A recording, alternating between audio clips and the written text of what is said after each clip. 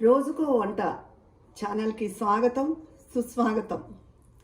నిన్న అందరూ cauliflower fry బాగుందని చాలామంది వాళ్ళ అభిప్రాయం చెప్పారు. వాళ్ళు కూడా అలా చేస్తామని చెప్పారు. పోపు అలా పైన పెడితే క్రంచీగా బాగుంటుంది అన్న ఐడియా రాలేదు అని చెప్పారు. చాలా సంతోషం అండి, మీ అందరికీ చాలా థ్యాంక్స్. ఈరోజు మరి మన వంటల ప్రోగ్రాంలో ఏం వండేసుకుందాము? తోటకూర పులుసు చూపిస్తున్నానండి. మా ఇంట్లో చేసే పద్ధతి. అది పప్పు అనుకుంటారు, కానీ మెంతికారం వేసిన తోటకూర పులుసు అది చూపిస్తాను. మరి వచ్చేయండి. ఒక కట్ట తోటకూర తీసుకోవాలండి. తీసుకుని అందులో 4 స్పూన్లు పెసరపప్పు వేయాలి. వేసి ఇదిగో ఈ పాటి చింతపండు పులుసు వేసేయాలి. కొంచెం బెల్లం పొడి, నేను పాత బెల్లం పొడి వాడతాను. తగినంత ఉప్పు వేసుకోవాలి. తగినంత ఉప్పు కూడా వేసుకున్నాను. కొన్ని నీళ్లు పోసుకోవాలండి. ఒక గ్లాసు నీళ్ళు పోసుకుని ఇప్పుడు మూత పెట్టేసుకుని 3 విజిల్స్ వచ్చే వరకు ఇది ఉడికించుకోవాలి.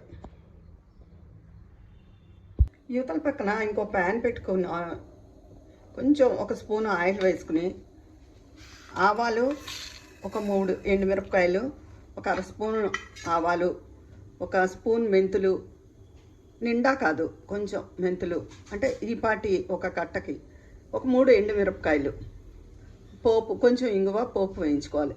తోటకూర ఇందాక ఉడకపెట్టేటప్పుడు 2 పచ్చిమిరపకాయలు కూడా వేసాను, అందుకని ఈ 3 ఎండుమిరపకాయలు కారం సరిపోతుంది.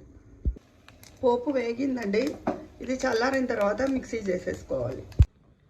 కుక్కర్ విజిల్ వచ్చేసిందండి. ఈ లోపల అది ప్రెషర్ పోయి రావాలి కదా. కుక్కర్ 3 విజిల్స్ వచ్చేసింది. కొబ్బరి పెరుగు పచ్చడి చేస్తున్నాను. ఒక కమ్మటి పెరుగులో కొబ్బరి మిక్సీ చేసేసుకుని ఎలా చేయాలో చూపిస్తాను. ఇది పెరుగు గట్టిగా ఉంటే బీట్ చేసుకోవాలి ఒకసారి. ఇది కొబ్బరి మిక్సీ చేసేసుకున్నానండి. పెట్టుకుని ఆవాలు, జీలకర్ర, మెంతులు, 2 ఎండుమిరపకాయలు, పోపు వేయించుకోవాలి. చిటికెడు ఇంగువ. ఈ పెరుగు పచ్చడి చాలా హెల్దీ అయినవండి, నేను తరచూ చేస్తూ ఉంటాను. నిన్న తోటకూర పెరుగు పచ్చడి చేశాను, ఈరోజు కొబ్బరి పెరుగు పచ్చడి. పోపు వేగాక 2 పచ్చిమిరపకాయలు, కరివేపాకు వేసి కూడా ఒకసారి వేయించుకోవాలి. ఇందులో కొబ్బరి కలిపేసుకున్నాను. ఇప్పుడు ఈ పోపు ఇందులో వేసేస్తాను. ఇదిగోనండి, ఎంతో రుచికరమైన కొబ్బరి పెరుగు పచ్చడి రెడీ అయిపోయింది. పైన కొంచెం కొత్తిమీర వేసుకున్నాను. నేను చూపించేవి ఎక్కువ కష్టపడకుండా సింపుల్గా ఉండేవి, హెల్తీగా ఉండేవి ఎక్కువ నేను చేస్తూ ఉంటాను. మీకు అవే చూపిస్తాను. ఇదిగోనండి, తోటకూర ఉడికిపోయింది. ఇప్పుడు ఇందాక మెంతి కారం చూపించాను కదా, అది మిక్సీ చేసుకున్నాను. అది ఆ పొడి ఇందులో వేసేయాలి. వేసి ఒక 5 నిమిషాలు మరగనివ్వాలి. ఇందులో ముందే వేసేసాను కదండి తీపి, చింతపండు పులుసు, ఉప్పు అన్నీను. ఇప్పుడు ఉరికే మెంతికారం వేసుకుని ఒక 5 నిమిషాలు మరగనిస్తే అయిపోతుంది. చాలా రుచిగా ఇంగు వాసనతో గుమ్మగుమ్మలాడుతూ ఉంటుంది ఇల్లు. ఇదిగోనండి, తోటకూర పులుసు అయిపోయింది. అంటే అందరూ వరిపిండి వేస్తారు, మేము దాని బదులు 4 స్పూన్లు పెసరపప్పు వేసి అతుకుందుకు చేస్తాము. మా బ్రాహ్మణ వంటలన్నీ ఇంగు వాసనతో గుమ్మగుమ్మలాడుతూ ఉంటాయి. ఇంగువ మా జీవితంలో ఒక భాగం అన్నమాట. ఇంగువ లేకపోతే ఇంచుమించు ఏ వంట మాకు నడవదు.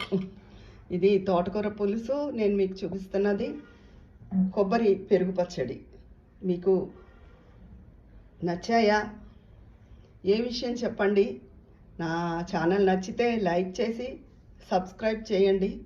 మీరందరూ ఎంకరేజ్ చేయాలని కోరుకుంటున్నాను. ఉంటాను, మీ విజయ పన్నాల.